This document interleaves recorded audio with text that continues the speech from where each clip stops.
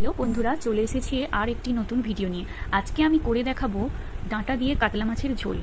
তো তার জন্য প্রথমে নিয়ে নিয়েছি মাছ, নিয়ে নিয়েছি কেটে রাখা আলু, এরপর আমি পেঁয়াজ, ডাঁটা, টমেটো, লঙ্কা নিয়ে নিয়েছি। মাছগুলোকে লঙ্কা হলুদ নুন দিয়ে মাখিয়ে নিয়েছি ভালোভাবে।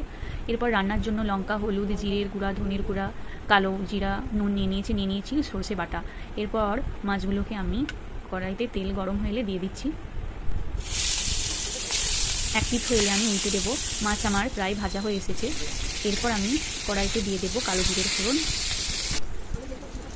তারপর দিয়ে দেবো লঙ্কা, তারপরে দিয়ে দেবো পেঁয়াজ। পেঁয়াজটা লাল লাল হয়ে এলে আমি এতে দিয়ে দেবো টমেটো কুচি। এরপর আমি ডাঁটাটা দিয়ে দেবো। এরপর একটু নেড়ে চেড়ে আমি মশলাগুলোকে এতে দিয়ে দেবো। মশলা দিয়ে 2 মিনিট নেড়ে চেড়ে আলুগুলো দিয়ে দেবো। এরপর আমি দিয়ে দেবো একটু অল্প পরিমাণে আদা রসুন বাটা। এর সাথে আমি সর্ষে বাটাটাও দিয়ে দেবো।